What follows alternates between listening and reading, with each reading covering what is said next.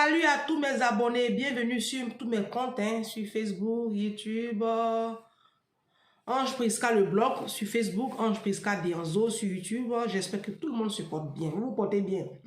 Prenez vos tabourets. J'ai dit aujourd'hui là, non. Le sujet que je vais aborder là, ça me fait très mal. C'est un sujet qui me fait très mal, personnellement. Parce que je vois à quel point la société africaine est malade. Je vois à quel point nous avons beaucoup de challenges à relever. Ça ne va pas. On ne va pas bien. On ne va pas bien. Vous savez, moi je suis sur les réseaux sociaux ici. Ce n'est pas pour vous distraire. Non, non, non. C'est pour vous apporter du bon contenu intellectuel.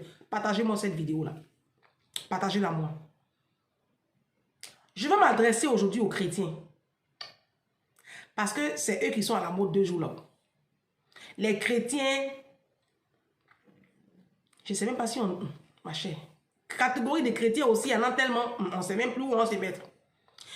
Je vais m'adresser aux parents qui disent qu'ils sont chrétiens.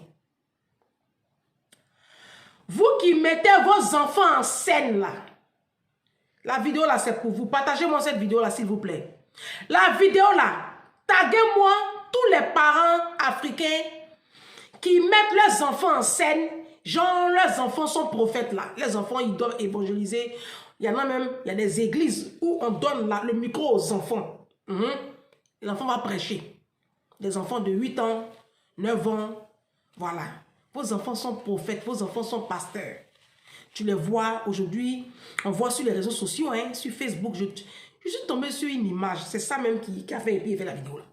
Je vois un enfant noir, comme d'hab. Il est en train de faire, il est en train de simuler une prétendue délivrance là. Genre, il est sous l'onction quoi.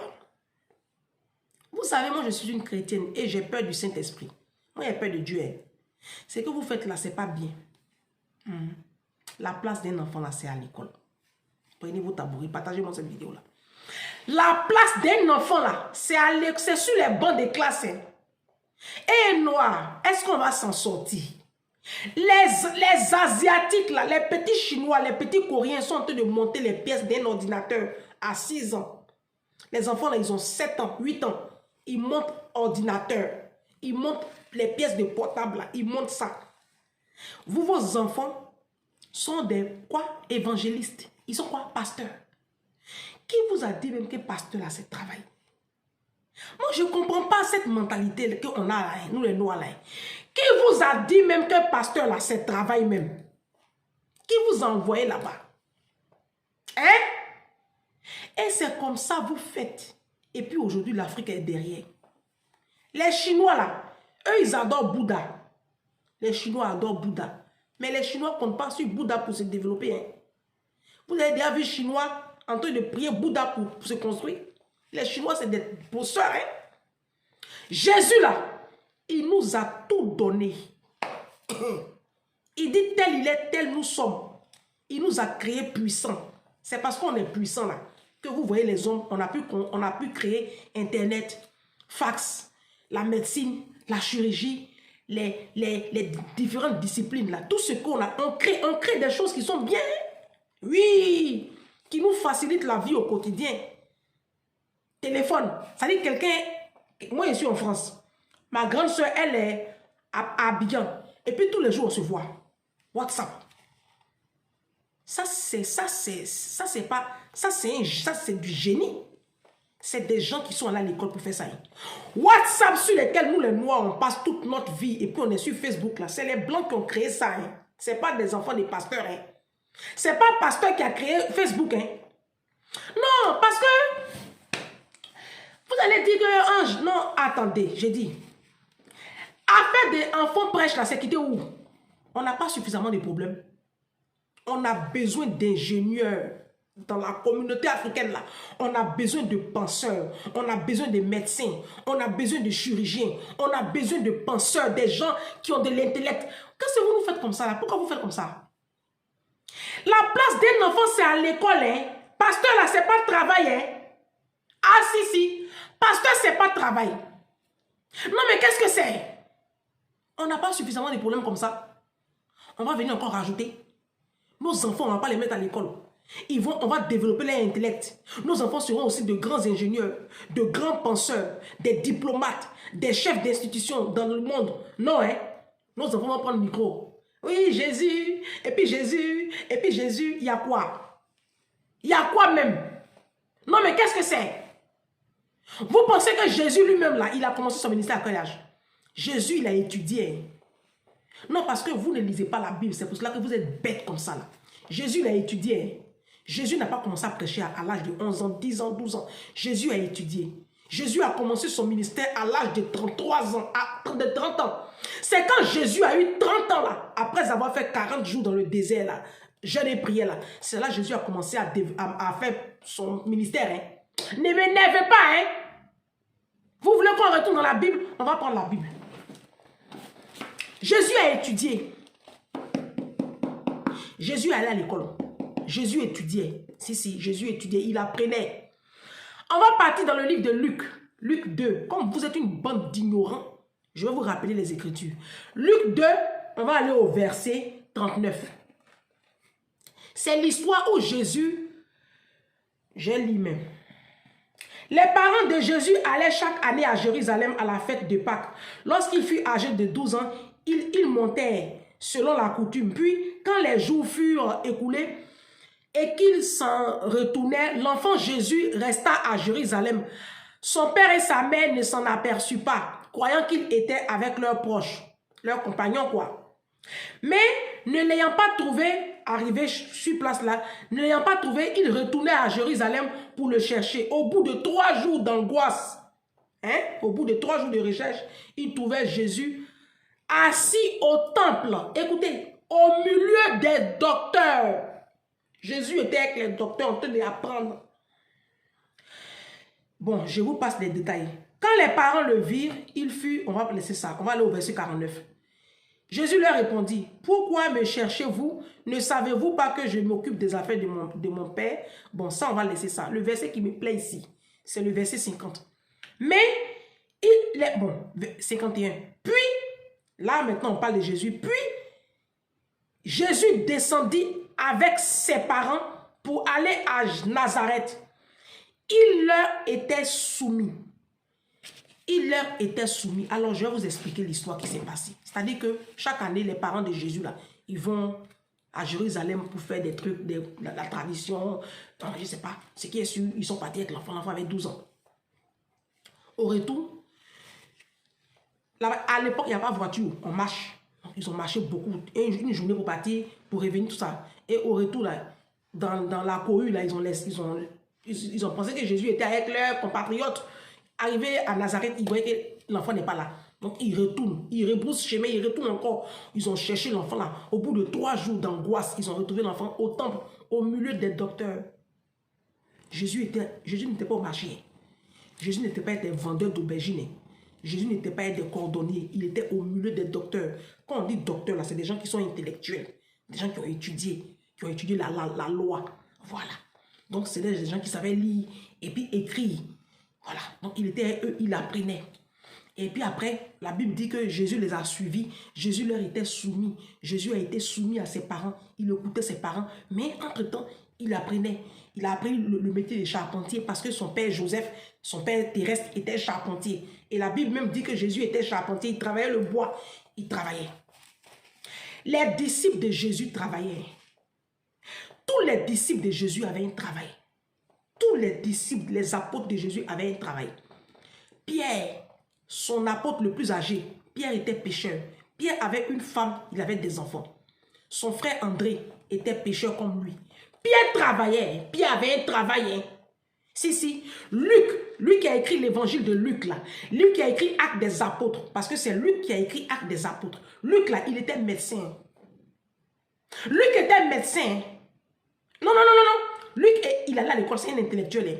Et quand tu lis même l'évangile de Luc, tu sais que c'est un évangile qui a été écrit par un intellectuel parce que le français dans le livre de Luc est plus soutenu. Quand tu lis Matthieu et puis tu lis Luc, il y a une différence. Luc, c'était un intellectuel. Très bien. Paul, l'apôtre Paul, notre apôtre à nous qui sommes parvenus à la fin des temps là, Paul qui a écrit plus de 10 livres dans le Nouveau Testament, là. Paul avait un travail. Allez lire la Bible, Paul avait un travail. Paul, il était fabricant de tentes. Il fabriquait les tentes sur lesquelles les gens s'abritaient à l'époque. Paul fabriquait les tentes. C'est avec ça qu'il mangeait. Lui-même, dans ses épîtres, là, il a dit à ses disciples que ce n'est pas parce que je ne peux pas vous prendre vos biens ou même vous demander de l'argent. Je travaille pour vous montrer l'exemple. Et il a dit un verset de ses épîtres qui dit que celui qui refuse de travailler, qui ne mange pas non plus. Allez lire votre Bible, hein. Les enfants, vous prenez pour les mettre à l'église et puis ils prennent le micro pour prêcher là. Mais vous êtes en train de créer des dangers pour la société africaine. Si vous créez une bande d'analphabètes, d'ignards, de nullards, ceux-là, ils vont apporter quoi à la société demain? Ils ne vont pas à l'école, là. C'est des moutons, vous êtes en train d'éduquer comme ça, d'élever comme ça. Mais qu'est-ce que c'est? Mais pourquoi vous faites ça? Les apôtres de Jésus travaillaient, ils avaient tous un métier. Paul lui-même, là, il avait ses disciples. Parmi ses disciples, là, il y avait deux femmes. Deux femmes qui m'ont beaucoup marqué leur histoire. Évodie et Syntyche. C'était des femmes, des sœurs. Elles étaient sœurs. Évodie et Syntyche. Elles étaient très riches. La Bible dit qu'elles vendaient du pourpre. Le pourpre, là, c'est un tissu noble. C'est comme aujourd'hui, quand on parle par exemple de la laine, ou bien quand on parle par exemple du cachemire. Voilà, le pourpre, là, c'est le tissu que les rois là, prenaient pour faire les capes, là. C'était un tissu très cher, très onéreux. Évodie et Syntyche, là, elles fabriquaient ça pour vendre. Elles avaient un travail, elles étaient disciples, elles annonçaient l'évangile, mais elles travaillaient, elles vendaient des tissus de grande qualité. Quand Jésus était à la croix, quand il a fermé les yeux, il a rendu l'âme. Hein? Ses apôtres-là étaient dispersés. Il n'y avait personne qui pouvait oser aller réclamer le corps de Jésus. Vous savez qui a réclamé le corps de Jésus? C'est un monsieur qu'on appelle Joseph d'Arimathée. La Bible dit que c'était un disciple de Jésus, mais qui était caché. Et lui, il allait demander le corps de Jésus à Pilate. À l'époque, là, tu ne peux pas t'élever comme ça. Si tu n'as pas un certain statut social pour aller demander le corps de Jésus dans cette situation-là, de confusion-là, où tout le monde avait peur des autorités de l'époque, toi, tu vas t'élever là, aller demander le corps de Jésus, et puis on lui a donné le corps de Jésus à l'instant où il a demandé là, hein, parce que le sabbat devait commencer. Le Shabbat, ça devait commencer, c'était un jeudi. Si. Et la Bible dit que ce monsieur-là, il s'appelait Joseph d'Arimathée, conseiller de distinction. Il allait à l'école. Hein. Joseph d'Arimathée était puissant. Hein.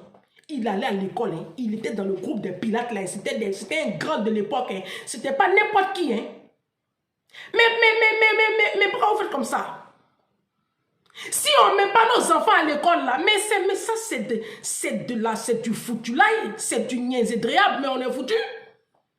Ça dit qu'en fait, vous êtes des sorciers. En fait, vous voulez maintenant, vous voulez nous tuer quoi? Vous voulez tuer même, vous voulez éteindre même l'Afrique.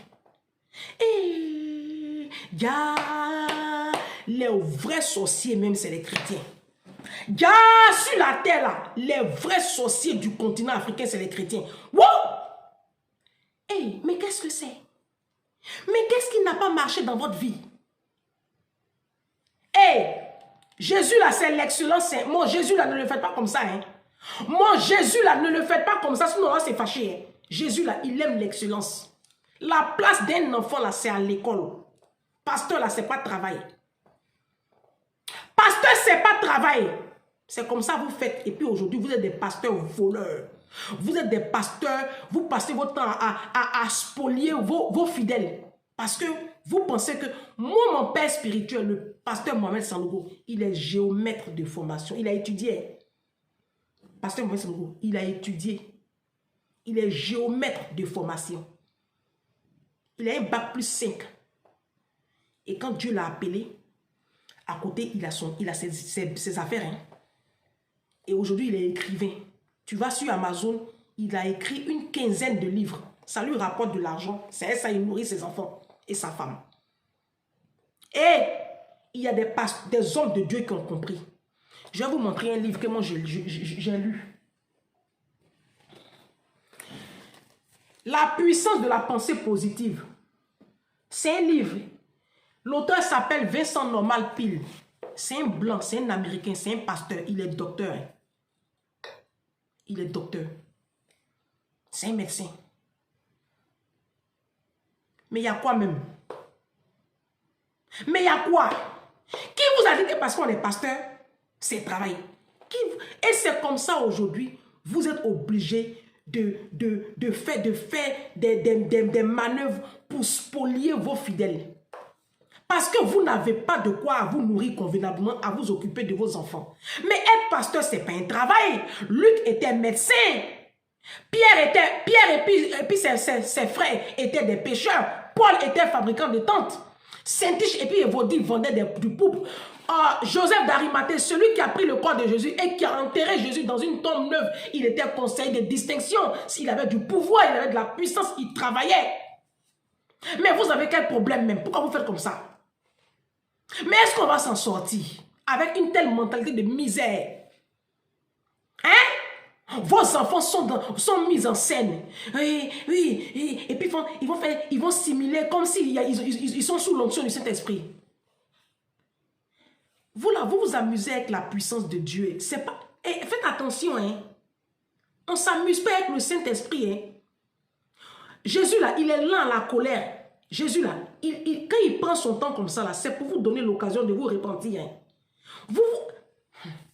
Il y a un verset de la Bible qui dit que à cause de vos attitudes là, à cause de ce comportement de sauvagerie que vous avez là, à cause de ce comportement de médiocrité là, le nom du Seigneur est blasphémé parmi les chrétiens. Je crois, je ne sais plus dans quel livre. C'est dans Romains. Ça doit être dans Romains 2, verset 24. Si je me trompe, que Dieu me pardonne. J'ai trop de versets dans la tête. Ça doit être dans Romains 2, verset... Je viens de me rappeler. Romains 2, verset 24. Si je me trompe dans cette vidéo-là, je vais mettre la rectification au bas de la vidéo. Si je me trompe. La Bible dit, à cause de votre attitude, vous, les prétendus chrétiens, le nom du Seigneur Jésus est blasphémé dans la bouche des chrétiens. Aujourd'hui, tu vois des comédiens qui font de la comédie avec le Saint-Esprit. Ils simulent des délivrances, ils s'amusent avec l'Esprit de Dieu. Non, mais ce que vous faites là, c'est un péché. Hein. La place d'un enfant, c'est à l'école. Hein. La place d'un enfant, c'est sur les bancs de classe. Hein. Les blancs là, ils mettent les enfants dans de grandes écoles d'ingénieurs, des grandes écoles de commerce et d'industrie, des grandes universités. Et puis ils sont en train de dominer le monde. Hein. Les blancs sont en train d'acheter terrain sur Mars. Hein. Les blancs sont en train d'acheter terrain sur Mars. Parce qu'il y a eu des études qui ont prouvé que la Terre sera inhabitable dans 70 ans. Les blancs sont en train de réfléchir. Comment ils vont faire pour délocaliser la population mondiale? Et puis quand ils font les calculs là, nous on n'est pas dedans. Hein. Ça veut dire qu'on va se réveiller un matin avec nos Louis Vuitton, nos derniers iPhones, nos mèches humains, nos faux ongles, nos faux cils. On sera seul sur la terre là. Les blancs, ils vont se ramasser, ils vont partir pour nous laisser. Ce ne sera pas l'enlèvement. Hein. Ils vont se téléphoner entre eux. Comme nous, on est bêtes là. Nous, tout ce qu'on sait faire là, c'est le matu vu, c'est les maîtresses, c'est les Louis Vuitton, c'est les femmes, c'est danser cuit, mais cuit tout ce qu'on sait faire, c'est les réseaux sociaux. Regardez la télévision, regardez films, passer notre temps au téléphone en train de critiquer, passer notre temps en train de calomnier. Pendant ce temps-là, eux, ils sont en train de prospecter l'univers. Et ils sont en train de réfléchir comment ils vont délocaliser la population, leur population, pas nous, parce qu'eux, ils font rien, nous, hein. S'ils pouvaient nous exterminer même là, ils allaient le faire. C'est parce qu'ils ne peuvent pas. Parce que nous aussi, là, nous sommes une créature de Dieu. Mais la route qu'on est en train de prendre là, si on ne change pas, ce n'est pas bon pour nous. Hein. Nos enfants là, on doit les bâtir. Hein. On n'a qu'à laisser à faire des pasteurs. Pasteur là, c'est un appel. Hein. On est appelé. Hein. Et puis quand tu es appelé comme ça, là, il y a un temps de préparation. Hein. Il y a un temps de préparation. Jésus, il était au temple. Il passait son temps à travailler avec son papa comme charpentier. Il a appris le métier de charpentier. Et puis, à ces heures creuses là, je suppose, il partait dans le temple apprendre avec les docteurs de la loi. Pourtant, il est Dieu. Mais il apprenait. C'est une leçon que Dieu est en train de nous enseigner. Jésus, c'est l'excellence. C'est pour cela que moi, je déteste la médiocrité. Un chrétien doit être Vous savez que quand on voit un chrétien doit être un influenceur. Un chrétien doit avoir du pouvoir. Un chrétien doit être un grand médecin, un grand intellectuel, un grand formateur. Les chrétiens sont nés pour dominer. Les chrétiens ne sont pas nés pour mendier. Les chrétiens ne sont pas nés pour mendier. Mais qu'est-ce que c'est? À quel moment on va se construire dans de telles conditions? Si on commence déjà à donner micro à nos enfants pour aller prêcher, ils vont prêcher quoi? L'enfant même ne sait même pas écrire son nom. Il prêche quoi? Jésus a appris auprès des docteurs. Jésus, il a appris. C'est à 30 ans qu'il a commencé son ministère. Ce n'est pas à 12 ans, ce n'est pas à 15 ans, ce n'est pas à 20 ans. Il s'est préparé. 30 années de préparation. Mais c'est quoi? Je suis découragée même. Moi-même, j'ai créé ma chaîne même là. Je suis découragée. Parce qu'il y a tellement de sujets que je dois aborder. Je ne sais même pas où mettre de la tête. L'Afrique, on est malade. Hein? Non, on a de gros défis à relever. Hein? Si. Je ne sais pas si on en a conscience. Si ce n'est pas pour faire la promotion de Chiza, c'est pour faire promotion de quoi? De grosses fesses. Si. Aujourd'hui, nos enfants sont homosexuels en Afrique. Les petits garçons, là, ils sont tous devenus homosexuels. Ils se pavanent même sur les réseaux sociaux, ça ne choque plus personne. Il n'y a plus de morale. La morale a foutu le camp en Afrique. Si. Aujourd'hui, tu vois des petites sœurs qui sortent avec mari de leur grande sœur. Elles sont même enceintes. Elles appellent des coachs et puis elles expliquent ça en live. Et puis ça, voilà quoi, c'est un fait de... Voilà, c'est du buzz. Il n'y a pas de morale. Non. On sort avec mari des gens et puis on s'affiche sur les réseaux sociaux. C'est normal de sortir un mari de sa camarade, de gâcher un foyer. C'est normal. Pasteur même divorce. Oui, pasteur divorce, pasteur trompe, couche avec toutes les filles de l'église. Il n'y a pas de problème.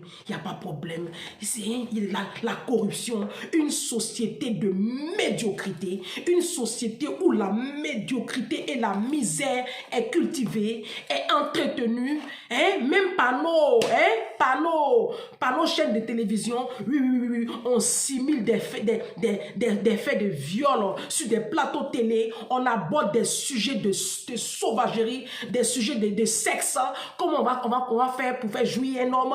Mais merde à la fin, mais merde. On a des défis plus urgents à relever là.